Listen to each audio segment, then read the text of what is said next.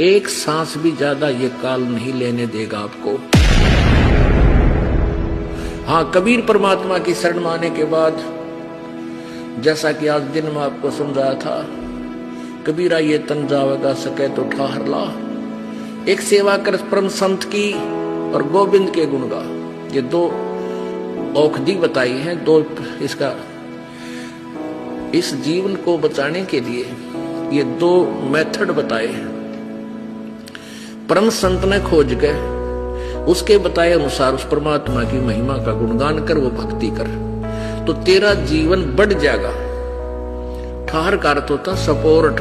जैसे दिन में बताया था कि वुडन बीम होता है छत के, पहले छत देते थे, कड़ी डाल देते थे, बैटन, वुडन बैटन, और बीच में एक वुडन बीम होता था सतीर, और वो कमजोर हो जाता था सैकड़ों वर्ष डालने रहने से, और वो उसमें क्रैक हो जाती थी बीच में। उसके नीचे एक सपोर्ट दे देते थे, कोई बड़ी लगा देते थे नीचे, बल्ली अच्छी मोटी लकड़ की, और वो सतीर फिर 20 साल 30 वर्ष तक ठीक रह जाता था, वह छत गिरती नहीं थी। ऐसे ही परमात्मा कहते हैं, जब तक तुम परमेश्वर मेरी शरण में नहीं आओगे, कबीर जी कहते हैं, तब तक तुम्हारा केवल निर्धारित समय ही आपको मिलेगा, उससे एक सांस भी आप नहीं ले सकते।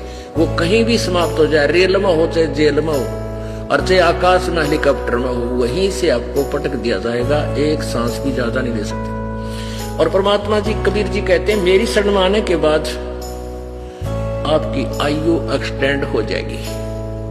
उसका तरीका क्या है कि मेरे नुमाइंदे परम संत से उपदेश ले, फिर आपका आयु बढ़ जाएगा। जैसे कबीर ये तन जावेगा सके तो ठाहर ला, वो ठाहर बोलते हैं उस बल्ली ला दी उस सतीर का नीचे। तो जीवन आपका संस्कार समाप्त होने का आ गया, आपका श्वास नहीं रही, और आपने मालिक का नाम ले रखा है, वह बल्ली ला रखी है, वह बल्ली ला रखी है, तो आप और माने 100 वर्ष निकाल दोगे।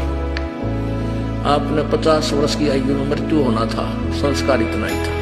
और राम नाम की वह बल्ली ला रखी, आपने तले पहले ला रखी थी, तो डट गया। ये मनमाने फिर 60 70 80 वर्ष तक, 100 वर्ष तक निकाल दे। तो उस एक्सटेंडेड जो आपका जीवन है, परमात्मा ने जो एक्सटेंड कर दिया, उस जीवन का मैक्सिमम समय भगवान के चरणों में आपका लगना चाहिए।